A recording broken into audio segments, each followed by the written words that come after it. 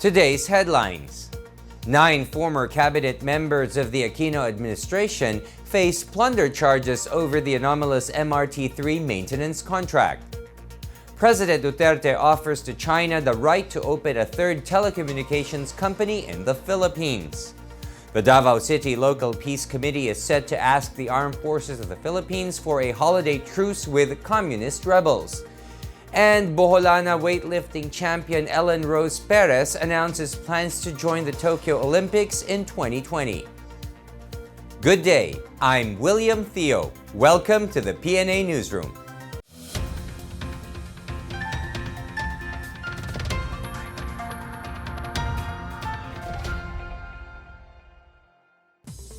Nine former cabinet members of the Aquino administration are facing plunder charges related to the anomalous contract for the maintenance of the MRT-3. The Department of Transportation accused them of pocketing public funds through the MRT deal. Here is our report. The Department of Transportation filed plunder charges against 9 cabinet members of former President Benigno Aquino III before the Office of the Ombudsman in connection with the alleged anomalous contract for the maintenance of the MRT Line 3. Among the respondents were former DOTC Secretary Joseph Emilio Abaya and former Interior Secretary Mar Rojas. Rojas and Abaya were alleged to be the main conspirators in the scheme that involved the 3.8 million MRT maintenance contract of the government. DOTR also included in the complaint 3 former DOTC undersecretaries, a certain Marlo de la Cruz, several Bids and Awards Committee members, and officials of the former MRT-3 maintenance contractor, the Busan Universal Rail Incorporated. DOTR Undersecretary Rainer Paul Yebra said they have sufficient evidence to prove that Aquino's men conspired to pocket public funds through the maintenance deal for the MRT. This was the third complaint lodged against Abaya before the Ombudsman. The DOTR terminated Buri's contract last November 6 due to its poor performance. Meanwhile, Malacanang welcomed the filing of plunder complaints against the 9 former officials. Presidential spokesperson Harry Roque stressed that the public suffered due to these anomalies and that those accountable will be held liable. On the other hand, Abaya asserted that all projects under the Aquino administration were done with full, rigorous compliance with the law, with honesty, and in the spirit of public interest. For the PNA Newsroom, I'm Benj Bondo. The Presidential Task Force on Media Security is pushing to resolve the Maguindanao massacre case during the term of President Rodrigo Duterte. Justice Assistant Secretary and Task Force member Juvie Manwong estimated that the case might be resolved in 4 years. On November 23, 2009, 32 journalists and 26 others were killed in the Maguindanao massacre, which was allegedly masterminded by the Ampatuan clan to thwart the candidacy of Ismael Mangudadato in the 2010 elections. 58 counts of murder were filed against 188 accused, with 106 behind bars, 3 dead, 2 on bail, and 1 released through a writ of habeas corpus.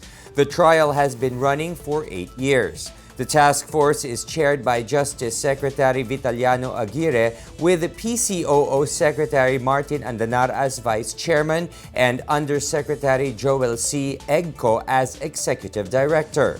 They are pushing for the end of impunity, speedier trial, partial judgment, and intensified manhunt for suspects still at large. President Duterte offered China the privilege to operate the third telecommunications carrier in the country. Presidential spokesperson Harry Roque Jr. said the offer was made during the extended bilateral meeting between Duterte and Chinese Premier Li Keqiang. Roque said the offer was due in part to China's proven track record in the telecommunications industry and in consideration of the warming relationship between Manila and Beijing. The offer to China comes after the government signed with an affiliate of Facebook to build a broadband infrastructure capable of providing a bandwidth of 2 terabytes per second.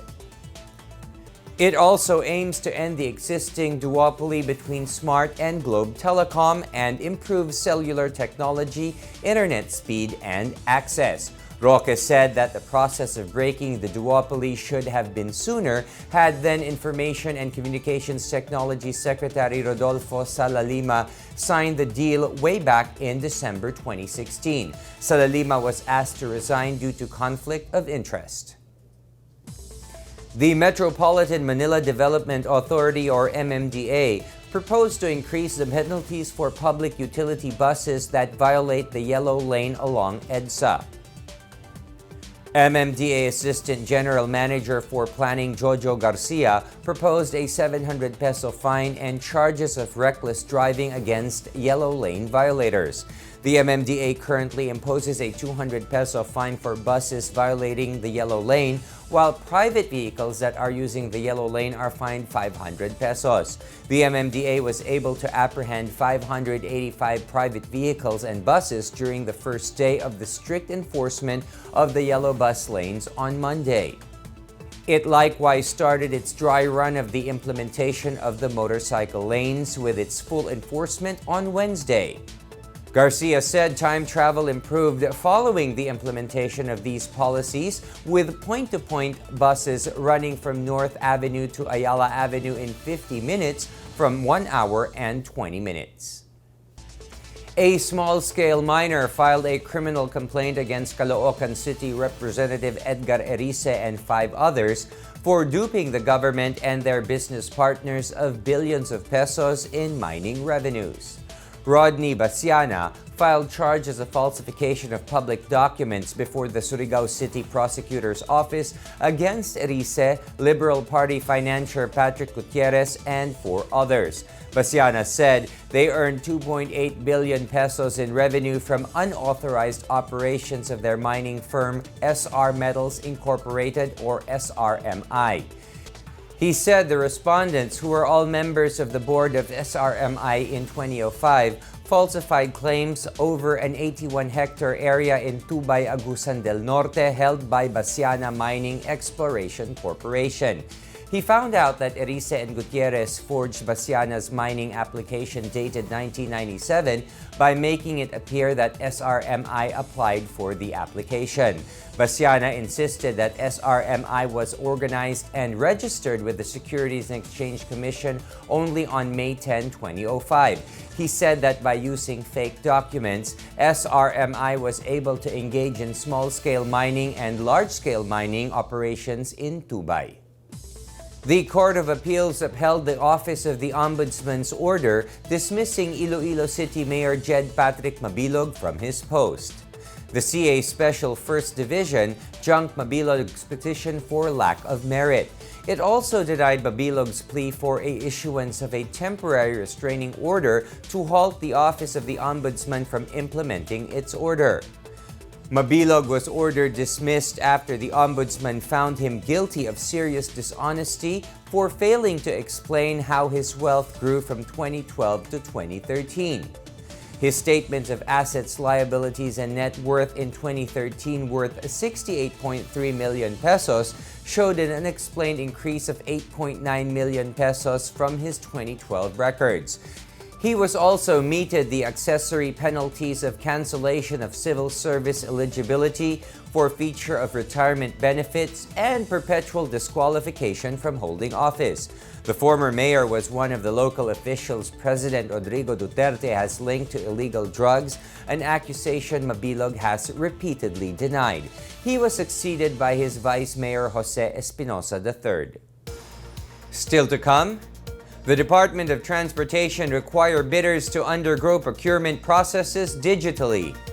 The Davao City Local Peace Committee is set to ask the Armed Forces of the Philippines for a holiday truce with communist rebels.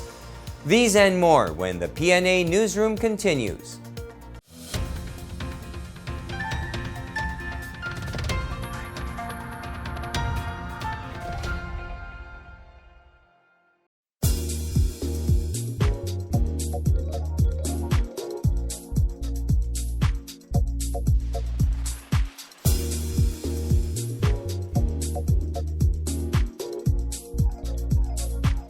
Depende. Pwede ko sabihin oo, pwede hindi. Kasi halo-halo na yung mga yan eh. Tama naman po yun dahil nakikita po naman natin at naramdaman natin yung pinapakita ng makakaliwang grupo na isa silang terorista. Tama po yun, ma'am. Para sa akin, tama lang yun. Kasi ginagawa nila, hindi na tama.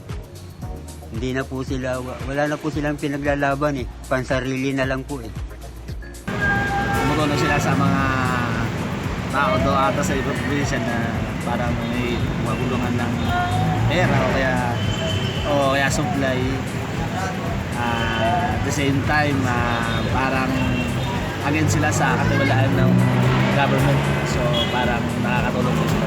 When asked if tama bang i-declare na terrorism ang NPA, I believe that terrorism is an extreme term and it's to refer to groups that instill fear and their views by scaring off the people. And based on my knowledge on NPA right now, I think that they would just want to express their views, and to call them terrorists would be to not give them a chance to express their beliefs. And according to the Constitution, we do have the freedom to express our beliefs. So. For me, I consider the New People's Army as a terrorist group because they do things very in an ominous way, and most of them fight against the military, and most of the people are in Mindanao, mostly in Mindanao, and other parts of the Philippines. And I would like to support to make the New People's Army as a terrorist group.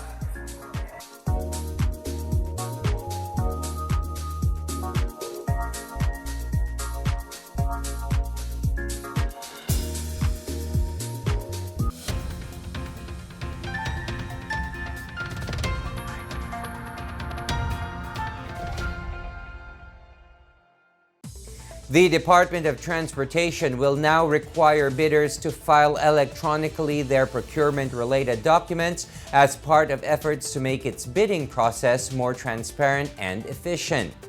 Transportation Secretary Arthur Tugades said all remaining processes other than the submission of bids, pre-bidding, opening of bids, and conduct of post-qualification will now be processed online.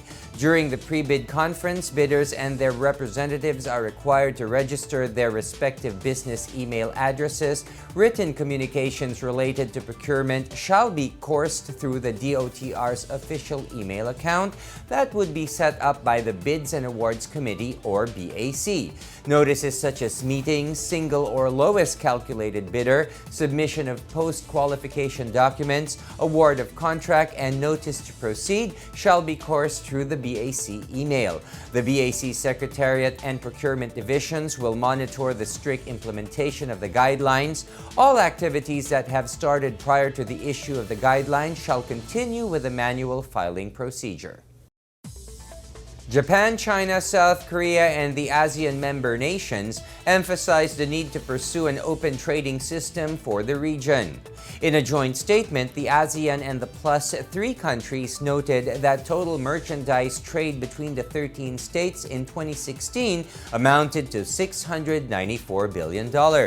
Foreign direct investment flows from the Plus 3 countries into ASEAN was valued at $27.1 billion, making up 27% of the total FDI inflow to ASEAN. They said an open trading system will allow sustainable growth of trade and investments for the region. The 13 nations encourage closer collaboration on ASEAN's new priorities and projects through the adopted ASEAN Plus 3 Economic Cooperation Work Program 2017 to 2018. The program covers areas such as connectivity, micro, small, and medium enterprises development, trade facilitation, and e-commerce. Leaders also welcomed the collaboration among the East Asia Business Council, ASEAN-China Center, ASEAN-Japan Center, and ASEAN-Korea Center to extend the reach of cooperation to increase trade and investment. Oil companies announced a rollback in fuel pump prices effective Tuesday due to price movements in the international petroleum market. Sea Oil and Flying V implemented a 50 centavo price drop per liter of gasoline, 15 centavo cut per liter of diesel, and 35 centavo drop per liter of kerosene at midnight of November 21. Shell Pilipinas and PTT Philippines rolled back prices at 6 in the morning. This is the first rollback after 5 consecutive weeks of price increases. Ilonggos are encouraged to take advantage of jobs being offered by various business processing outsourcing companies based in Iloilo. Iloilo City Mayor Jose Espinosa III announced that the industry is in need of 5,000 workers. Espinosa said that Iloilo is unable to cope with the increasing demand of BPOs despite the high turnout of graduates every year. He proposed the establishment of speech laboratories to hone the communication skills of residents. Iloilo City hosts 52 voice and non-voice BPO firms, and more are coming in. The Iloilo City Hall will host a one-day job fair of BPOs on November 28. The Davao City Local Peace Committee is seeking from the Armed Forces of the Philippines a suspension of military operations for the Christmas season. Mayor Sara Duterte Carpio said the committee recommended that she discuss the truce with the AFP and the Philippine National Police. The mayor said if she sees sincerity of the local armed group to talk with the local government, then there will be no problem asking for a suspension of military operations. President Rodrigo Duterte earlier hinted he was fine with the suspension of military operations in December, but he would still refer the matter to the AFP and police. The president was concerned about ongoing lawlessness involving the New People's Army and was keen on having the NPA declared as a terrorist group. Despite the move of the president, Duterte Carpio will still continue to reach out with the NPA. She said the Peace Committee will meet the rebels between December 7 and 9. Ambassador-designate to the United States, Babe Romualdez, is optimistic that the Balangiga bells will soon be returned to the Philippines.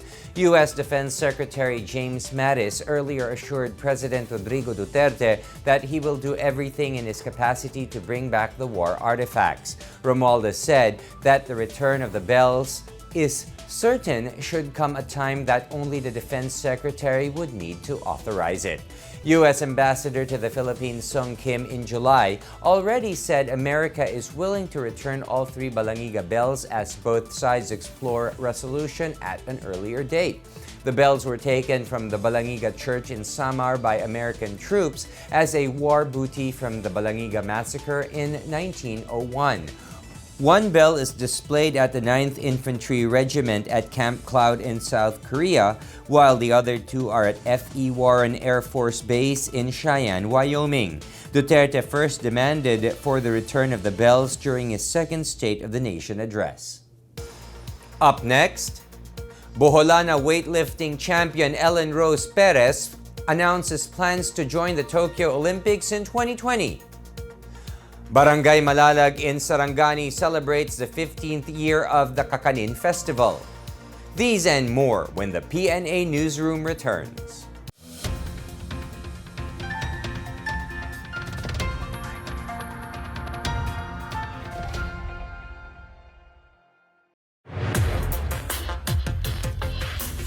Ito ang ikalawang bahagi ng Duterte on Duty, ulat sa ginagawa ng Presidente, November 12, Linggo. Pinapurihan ni Pangulong Rodrigo Roa Duterte ang bagong programang ASEAN Mentorship for Entrepreneurs Network o AMEN na itinatag ng mga negosyante ng bansa. Ang AMEN Project ay isang private-public partnership platform na nais magturo at gumabay sa mga negosyanteng kasama sa micro, small and medium enterprises sa loob at labas ng ASEAN region. Kinagabihan, sinalubong ng Pangulo ang lahat ng ASEAN leaders at dialogue partners nito para sa isang masaganang salo-salo. November 13, Lunes, formal lang inilunsad ni Pangulong Duterte ang pagsisimula ng 31st ASEAN Summit na ginanap sa Pilipinas na may agenda na nakatuon sa regional at international security. Pinuri ni Pangulong Duterte ang ASEAN Business Advisory Council sa harap ng iba pang ASEAN leaders dahil sa matagumpay na paggamit ng private sector feedback and inputs at pagbuo ng cohesive approach sa pagpapalakas ng MSMEs. Nabanggit ni Pangulong Duterte sa selebrasyon ng 5th ASEAN-US Summit Commemoration at ng 40th Anniversary of ASEAN-US Dialogue Relations na parehong gusto ng ASEAN at US na magtulungan para sa ikabubuti ng kanilang mga mamamayan. It is our shared interest to keep our ASEAN-US engagement close and to ensure that our strategic partnership delivers the best results for our people. Pinuri naman ni US President Donald Trump si Pangulong Duterte dahil sa matagumpay nitong chairmanship sa ASEAN. And I want to thank you for your incredible hospitality and the show last night, the talent at that show, I assume mostly from the Philippines, was fantastic. Thank you. And you were fantastic, also very much from the Philippines. Muling nagharap ang dalawang leader para sa bilateral meeting na tumagal ng 40 minuto. Napag-usapan ang mutual interest ng dalawang bansa tulad ng kalakalan, ekonomiya at paglaban sa terorismo at violent extremism. Pinasalamatan ng Pangulo ang Amerika sa agaran nitong tulong sa kasagsagan ng Marawi Siege. Sa bilateral meeting ni Pangulong Duterte at Russian Prime Minister Dmitry Medvedev, pinasalamatan ng Pangulo ang Russia sa pagpapadala ng dekalibreng armas na nakatulong sa pagbawi sa Marawi. Nagpakita ng interes ang Prime Minister na mapalawak ang pakikipag-ugnayan sa Pilipinas sa larangan ng politika, kultura, kalakalan at pangkabuhayang ugnayan.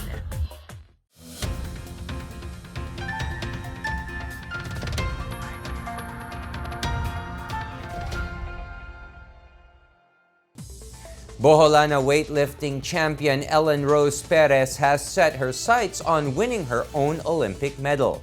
Perez is trying to be in top condition in preparation for a competition in Uzbekistan next year and the Tokyo Olympics in 2020.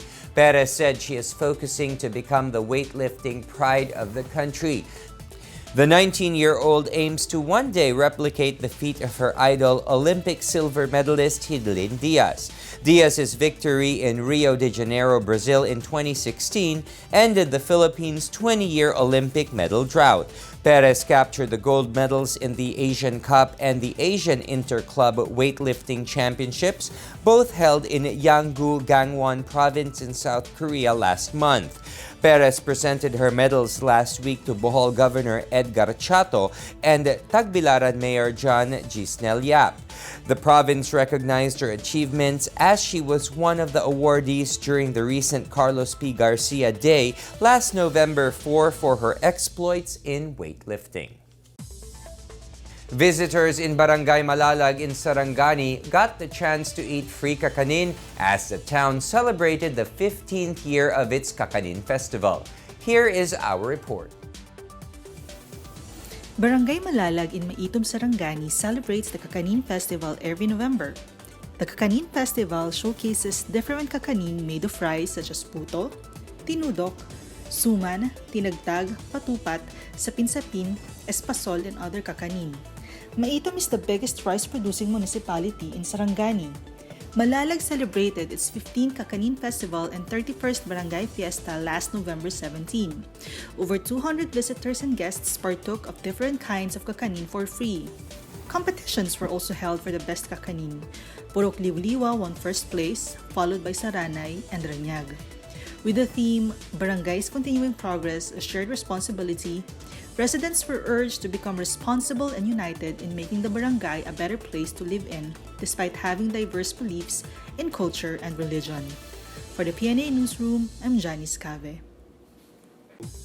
The Department of Education reiterated its commitment to maintain schools as zones of peace. DepEd said it is committed to ensure that students and teachers are in an environment free from harm and conducive to learning.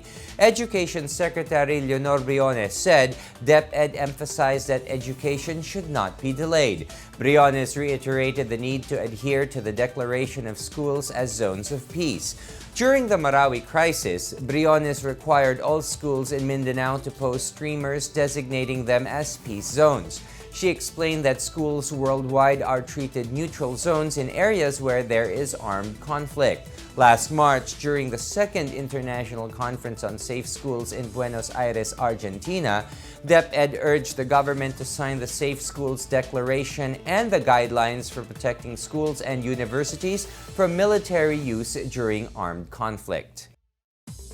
The Catholic Church in the Philippines has revived the devotion to the Nuestra Señora de la Salud Novena after 72 years in hibernation. More than 1,000 devotees of the Blessed Virgin Mary attended the concelebrated Mass and procession in Quezon City on November 17. Nuestra Señora de la Salud can now be venerated at the San Nicolas Parish in Barangay Toro Project 6, Quezon City.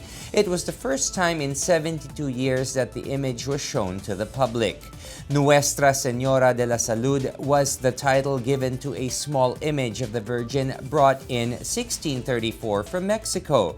The 380-year-old image was known for its miraculous healings. It was first enshrined in the Church of San Juan de Bagumbayan in 1634. The image survived the bombing of Manila in 1945 and was kept from the public eye for 72 years. The Order of Augustinian Recollects decided to reintroduce her devotion last year to give the sick a source of strength, comfort, and hope. Let's now check out the weather forecast for Metro Manila and the rest of the country.